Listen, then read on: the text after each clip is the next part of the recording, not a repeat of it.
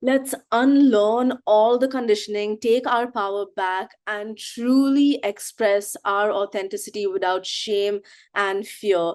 I am Pratna, and you're listening to Rebel with a Purpose. And in today's episode, I am interviewing Romina, who is a life and self love coach. She helps her clients remember themselves, remember their worth, and use that self discovery in styling their homes, which is super cool.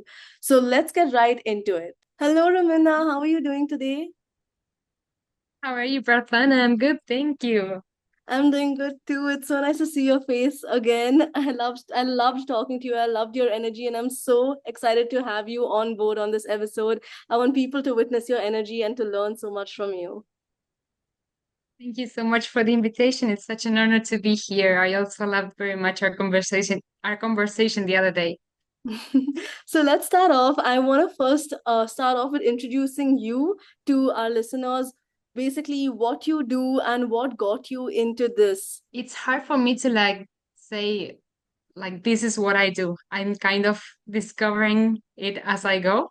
Hmm. Um, I Until very recently, what I did was interior design. Basically, I'm actually a civil engineer, but I discovered a passion for design, so I did that for a while. The clients came to me and they asked for something, and then as we dug a little deeper, we discovered that maybe what they were asking was what really was trendy and what was they were like supposed to want for their homes. But I worked with them, we kind of discovered that their style was completely different. What they actually wanted was completely different. So that caught my attention, and I started wanting to take a different approach to design, step a little bit further from the Pinterest board and a little bit more into getting to know that person, getting to know what was real and authentic for them, and then translating that into a home design. Um, this all came at the same time as was starting in my own self-discovery journey.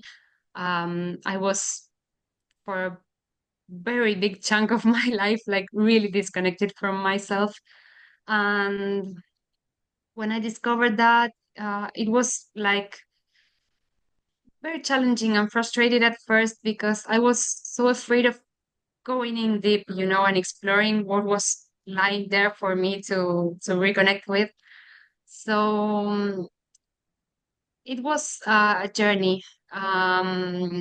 It was a self-discovery journey, not it, and in finding myself, which actually happened through the course of the last year. I discovered that finding myself didn't actually look the way I thought it would be. I thought that when I finally got to know who I really was, what I thought that would happen was that I would be able to make a list of my identity traits. Like, this is who I am, this is what I like, this is what I don't like. It's like I found like a true essence of self, which has nothing to do with my current identity or my personality or the movies I like or the way I like to dress. And in doing so, I remembered that my soul's purpose was it was like losing myself, and finding myself was like all part of the plan. I remember that my soul's purpose was also to help other people find themselves. Hmm. That piece which I wanted to bring into my interior design practice was kind of my soul's mission, but on a very, very small scale. And right now it feels like it's not just about people's homes, which I think it's an important piece of the puzzle, but it's like such a small piece of the puzzle. I want to help people like really, really remember their value, who they are, but not like what's your identity, what's your personality, like who you are, the divine being that you are, the sacred mission that you came into this world with. So I am now transitioning my business from the interior design practice that it was to what I would define as it is a personal development space. I want to transitioning transitioning it into a space where um, I can facilitate for people this transformation which I have experienced in myself, this remembering of of who I truly deeply am. Yeah, that's so beautiful. Thank you so much for sharing that, because I know when you explained to me like your offer, what you do, it's so unique. Like I don't know anyone else doing what you do, and I think it's so beautiful how you can help others transform, discover themselves, understand their definition of success, and see how they want to have their own style in their house, in their interiors, right? Because you said that when you were working as an interior designer, you realized that what they were doing and what they actually wanted, and then the end result was different, right? Because then they realize that, oh, I don't want this or I want this, and then that's the piece that was missing. And that's a really important piece too, because a lot of times in life in general, that's like a metaphor to use, that we feel like we know what we want, but we don't. And then we realize after trial and error that, oh, I don't think this is what I want, because you see someone else having that success and you feel like you might want it, but it's not. And I want to ask you, like, how did you realize this deeper soul's mission, that you were here to help others or help transform them? Like, how did your sense of purpose or success in life shift? I think that that had really a lot to do with like reconnecting to my own personal value, you know? I think that the the depth of this mission kind of evolved uh as I recovered the it would be like the confidence in myself, sort of like remembering how valuable I am, but not like I am valuable, how valuable we all are. Each of us has the same value as souls, as beings. Mm. And it's like for me, my own definition of success used to be like so centered on the outside.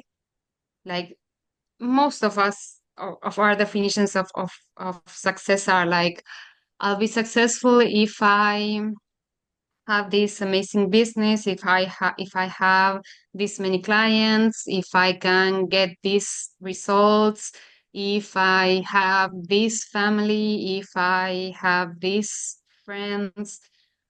And when I reconnected to how valuable I was, to how valuable what I had to bring into this world was, um, and I owned up to it. It was like that definition of success, it shifted.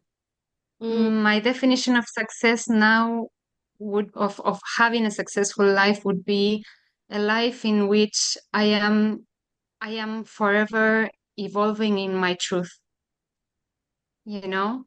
Uh, a life in which I am forever in this beautiful treasure hunt of knowing myself deeper, and also not just knowing myself, expressing this truth that I have found in myself, and in doing so, being a pathway so that others can find that truth in themselves.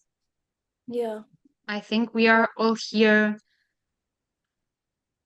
to help each other remember Oh, that's so beautiful. something that we forgot a very long time ago. Yeah. And those truths need to come out. They need to be expressed. They were never meant to be locked up inside. Yeah, that's so beautifully said. Thank you for saying that, because I think I read this quote recently that said, all learning is unlearning. Like everything we're learning in life is actually unlearning to go back to our truth and to go back to our remembrance. everything is helping us go back to that, right? So the fact that that is your definition of success is so beautiful, because I think it's rare. Because in the world we live in today, all of us are conditioned to believe that our definition of success is based on something external, like our job or our achievements. I think achievements being a big thing, that you feel like how productive you are defines your worth today. And I know this, and I had like so timely that this podcast, like we're recording this today, but I had a conversation with one of my really close friends yesterday. He opened up to me and he spoke to me about how he has been putting all this pressure on himself to work hard, and he's just not happy. And then we spoke about the definition of success, and he said, I want to be doing cool things in life, and I want to be doing more, and I feel like I'm not doing enough, and I just want to do more and more and more. And it just makes me feel very inferior and less than, because there's all these cool people doing cool stuff, and I'm here not doing anything cool. I'm following the conventional route. And I could see when talking to him, I realized that his soul is craving for something different than what he's doing right now, because he spoke about how he doesn't want to do something ordinary. He wants to do something different, but at the same time he is putting all this pressure on himself to stick to the ordinary route, because that's what society teaches you. It conditions you to follow the herd and stick with this, that it will take you somewhere, like stick with this job and the promotions, and then get married at this age, and then get retired at this age, and all these timelines. How do we let go of this need for external validation and truly start taking action on what could be in alignment for us? Like, even though some people know that this is not it and they want more from life, how would they start taking action? How do they build that courage to go after what's calling out to them, even though it's scary, because it's not particularly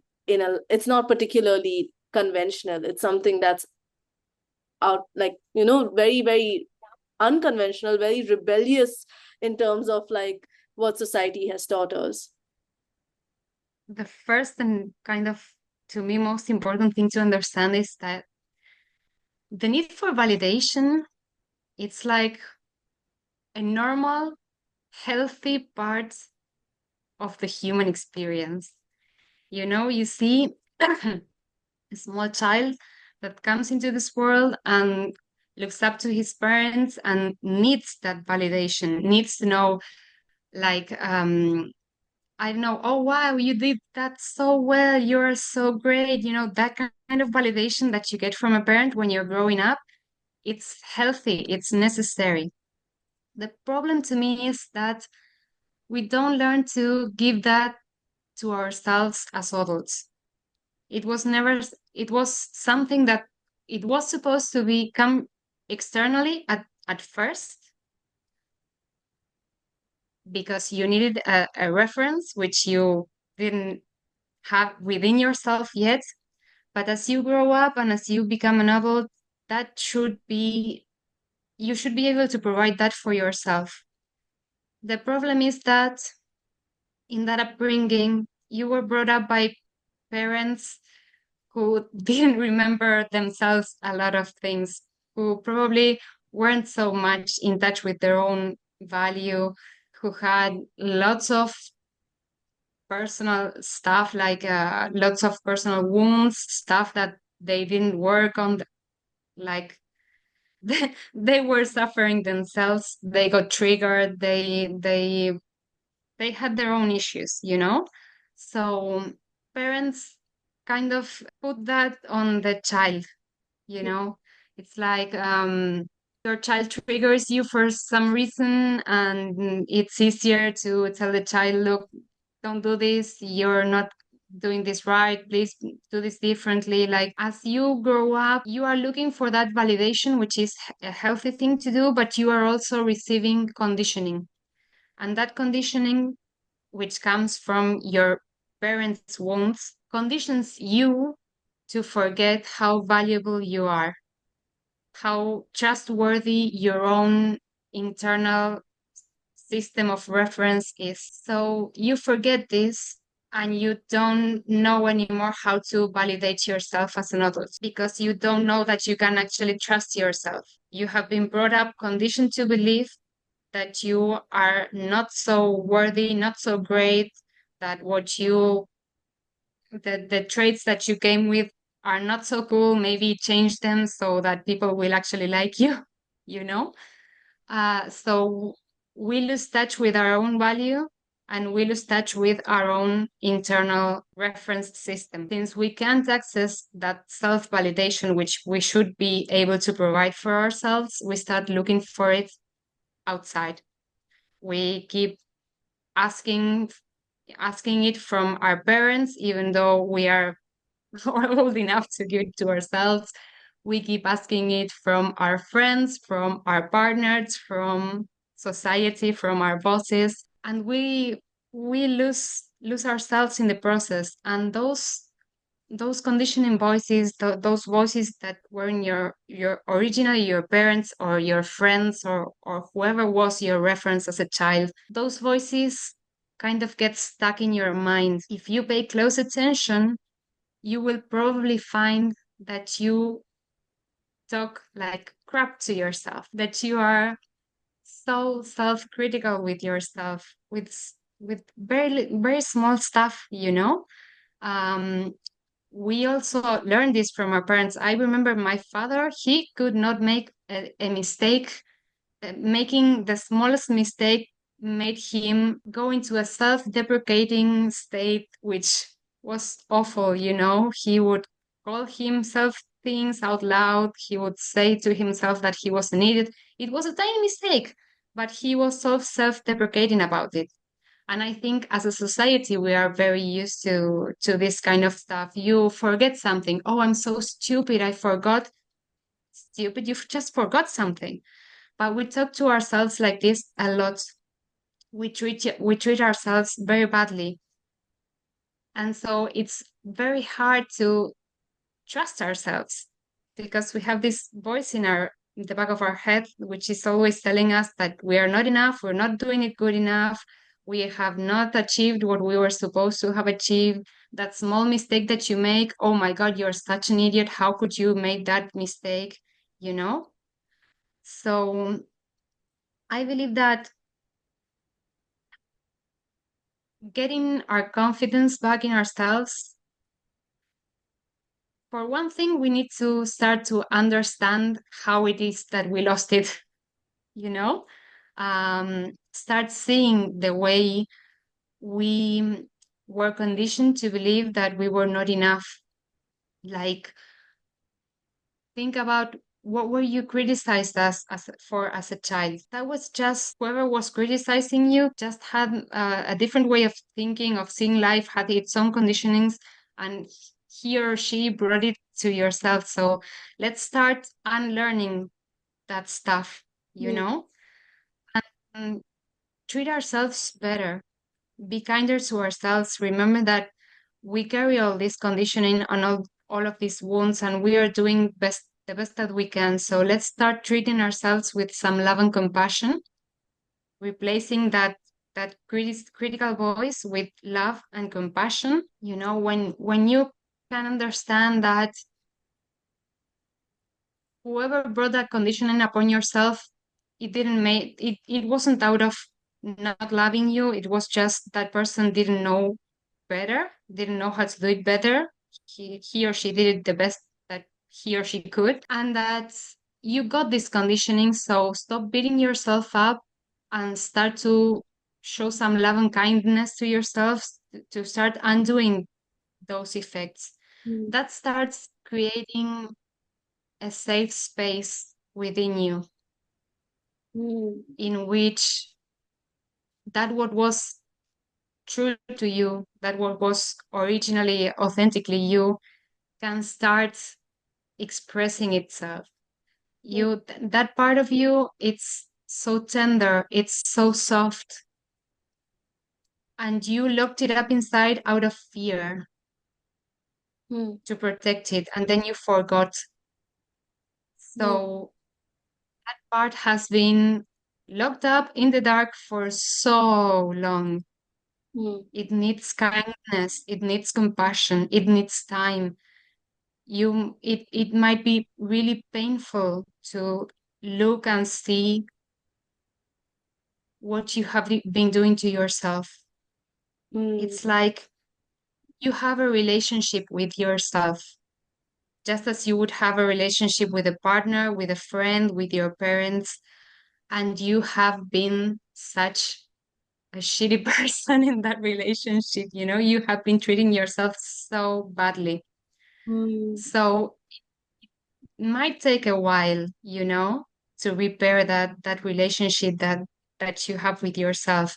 But it starts with understanding that whatever your story was, you got this conditioning, you need to start unlearning that, and you need to start treating yourself lovingly and kindly and show yourself compassion. You did the best that you could with the tools that you had at the moment, and now you know better, so you can do better.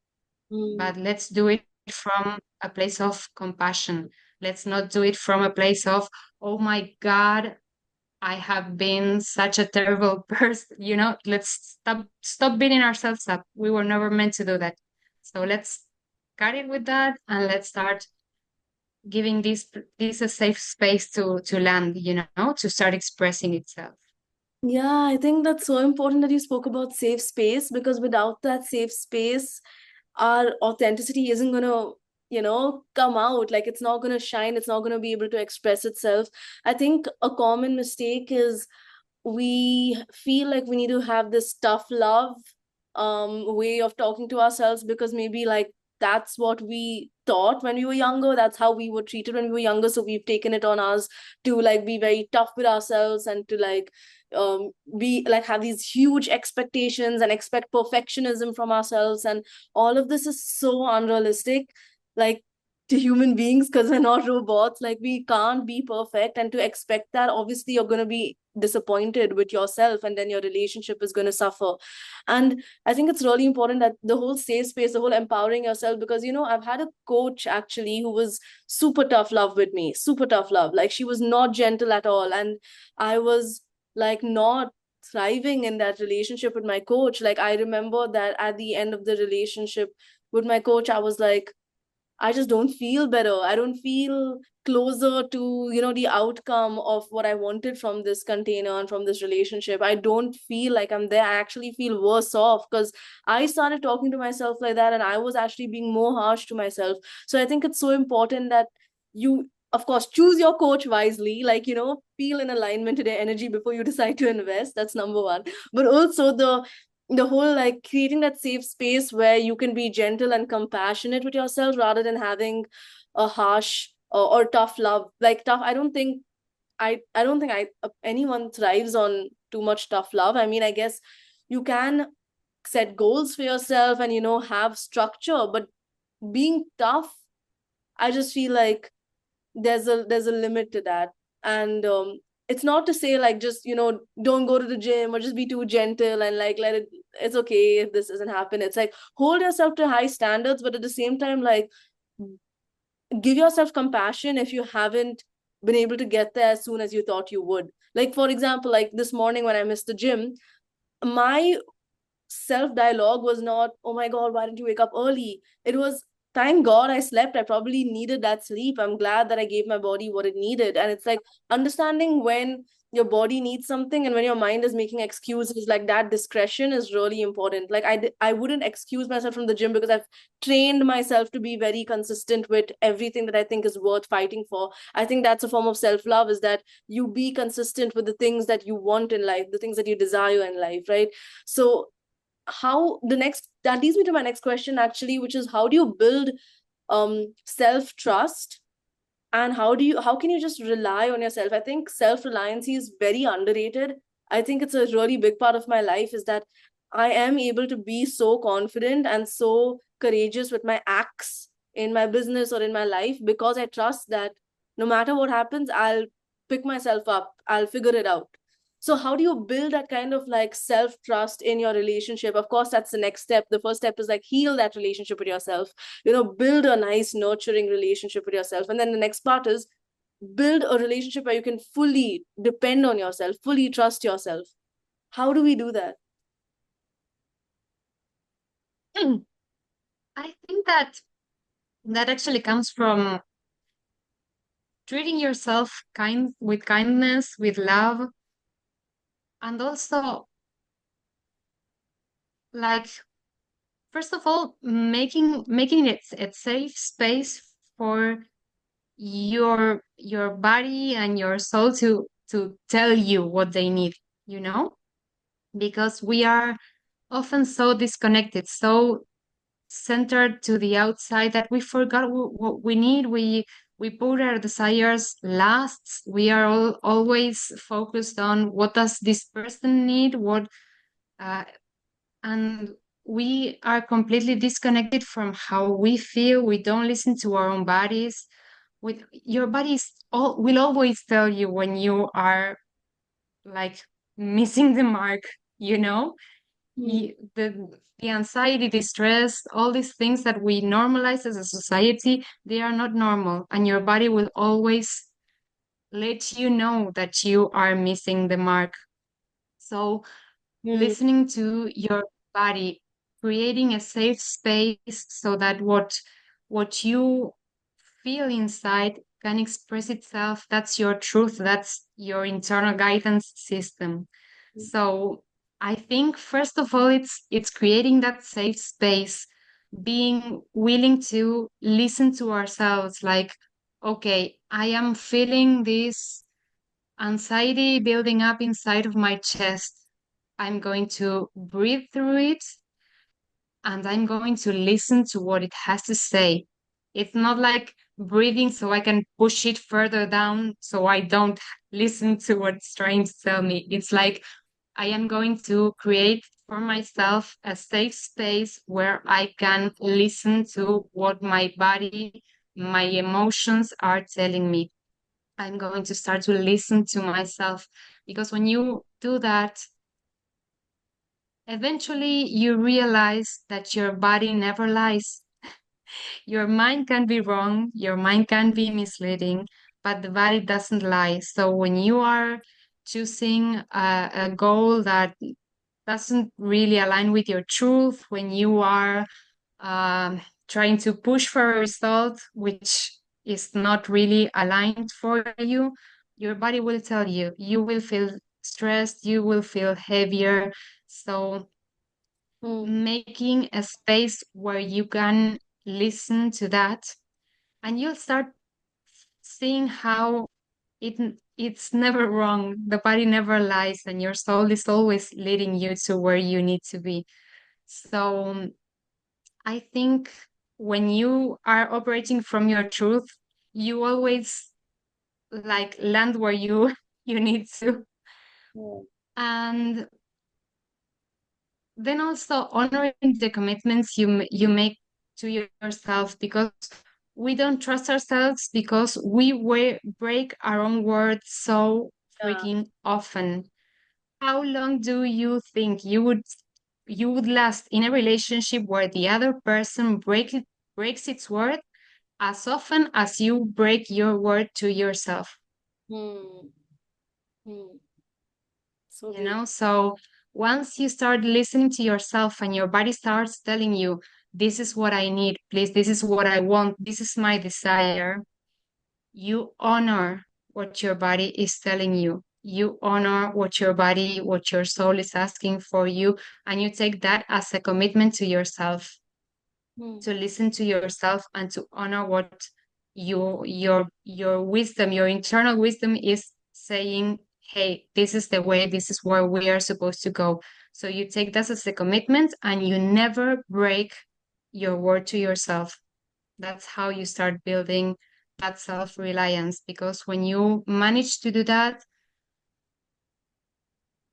it's like you start feeling it inside of you, like, I know I've got myself because I'm listening to myself. I'm not ignoring what I need.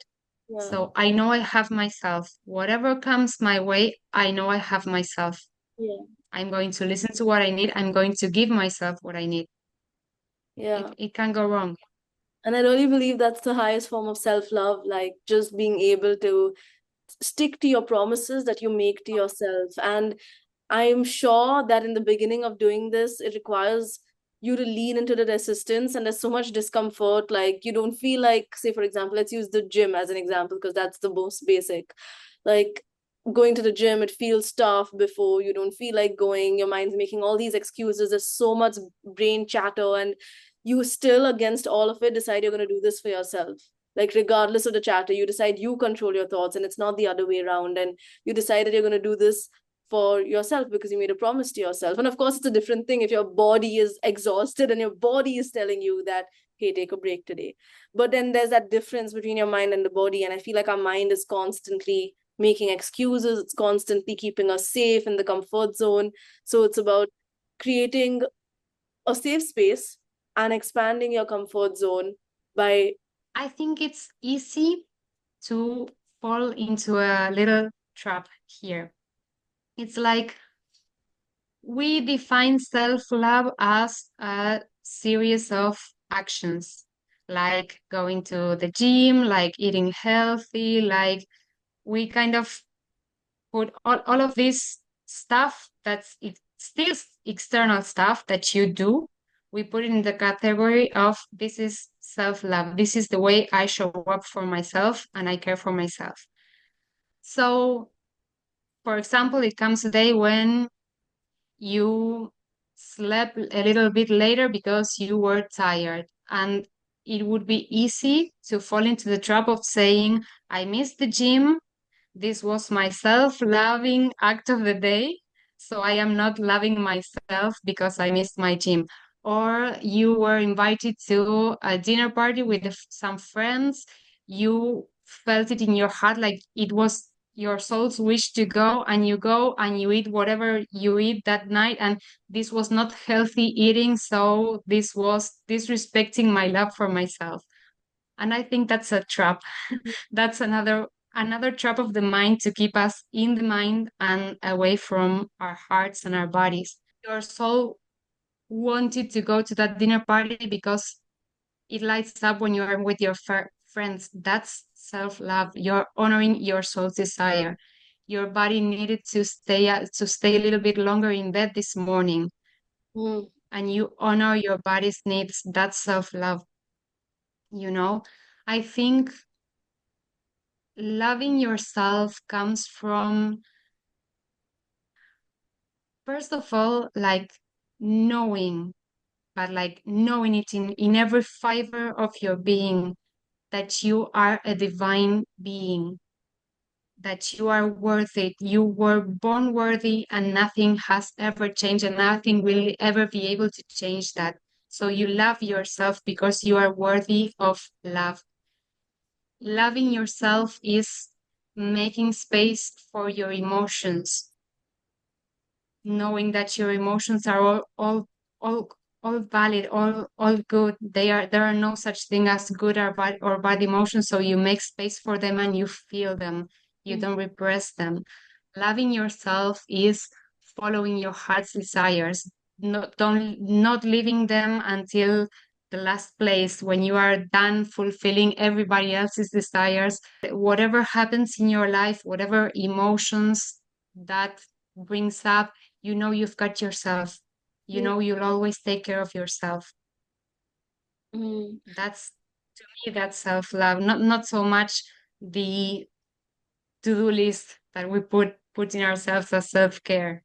Yeah, yeah, I love that. I love that you said that self-love is, you're honoring your soul's desire. And I think that's really, really beautifully put.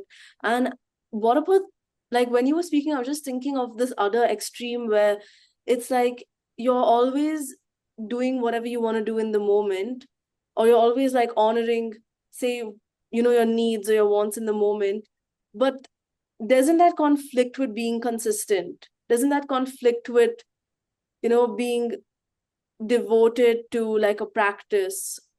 For example, like showing up online or going to the gym.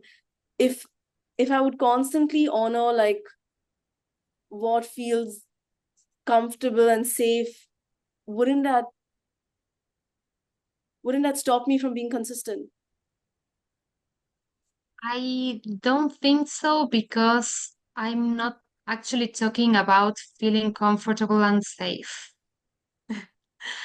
Um, I am talking about what your soul truly desires, and that leads to purpose. To Yeah. me, for example, these past few weeks, Mm. I've been going out of my comfort zone so often. Mm. So often. I've felt uncomfortable. I've had doubts. I've had fear. My this is all part of the human experience, and I am still showing up. It's not about feeling comfortable. I am showing up because my soul desires this so much, Yeah. you know? I am not, when I say honoring your desires and what your body is asking for from you, I think we kind of get mistaken because we are thinking from the mind. Like, oh my God, I have a desire to eat this entire cheesecake. It's so delicious. I'm not talking about that kind of desire. Once this truth starts coming out, it's like you're being led by your soul. You're being led somewhere, and you're consciously being led there, because I do believe that your soul is always guiding you to where you need to go, even when you don't know it, even when you put resistance, your soul will find a way. But when you are consciously working from your soul's purpose because you have remembered and you have connected with that truth that lives inside of you, your desires, your wants, though the ones that come from your soul, are not the human desires or the human wants. They are your soul's desires. Yeah. So they that will is in itself the motivation you have to overcome your mind's laziness, your mind's desire to stay in its comfort zone, to stay like here cozy, wrapped in this blanket where I feel so safe. Yeah. It's two different things. Yeah. It's not about honoring your human's desires all of the time. It's about honoring your soul's desires. It's two different things. Yeah, yeah. I love that I asked you that question because I love the clarification. I feel like it's so important. Like a lot of us get it so mixed up. And like the way I look at it is like the mind and body, right? The soul and the ego. Of course, the soul is coming from the higher self and the ego is fear-based. My ego and my mind used to be so freaking loud. Fear like ruled my life for a while. And my soul was like very calmly in the back saying, okay, you'll get your message in time. But once you really remember and get in touch with, you reconnect with the soul, it's like the ego, the soul gets louder and louder and louder. And it's like you just can't ignore it anymore. And the ego starts Mm. quieting down. I mean, you are a human, you are here on a human experience. So, doubt, fear, they are all part of the human experience. You will never be rid of doubt and fear. But there starts being like a calmness Mm-hmm. underneath. It's like you can see it from, it's like seeing it from above, you know? I can see that my human part is experiencing this doubt and this fear of it not working out and what if. And underneath, there is this calmness of knowing that you are on your soul's path and nothing can go wrong, even the stuff that the mind would define as this has gone so wrong. It's still okay. I can look at my life, I can look at my story and Mm. realize that even the darkest parts, the ones that were so challenging, so difficult to endure, so painful, they were all serving my soul's purpose. Each and every one, each decision that looked like a bad decision at the time, everything that did not work out as I wanted it to work out at the time, it was all serving my soul's mission. It was all bringing me here. And once you can get in touch with that knowing, you are still a human. You still have an ego. I still want a certain amount of people who join my programs. I still have those desires, but my soul still knows that even if no one joined, I still get to speak this truth. And I still know that what I have to say is so valuable. I still know that one day, oh, I think I still know that this message needs to reach the people that it's destined for. I still know that this truth, which is not actually even mine, it doesn't belong to me. I just found it and I need to share it because this truth changes the world. Mm. And there is nothing that can stop me now from sharing it. If the program doesn't work, I'll find a different way. I'll find a different way of expressing it until you get it, because we all need it. That gave me chills. Like that, literally, I'm left so speechless. I loved that you said that. I think a lot of us struggle with that. And I think that self-doubt is really loud. And I love that you said that you can reverse it. The soul and the ego, the voices can be reversed when you tune into your body and when you tune into your higher self more and more. You will be able to listen to your soul more clearly, and it's going to be easier to listen to it. And I think just a whole, even if no one joins this program, but it's my message that is so valuable. I know it's meant to be out there because it's a soul desire that you have this message that is so in alignment with your higher self, that that, okay, if there is no plan B, like there is only plan A, because that it's meant to be out there, and you'll find a way. And I think Shoshana also says this, that when everything around you seems like it's not working, and all the physical reality showing you it's not working, you still get back up and you try a different way, knowing that it's all working for you.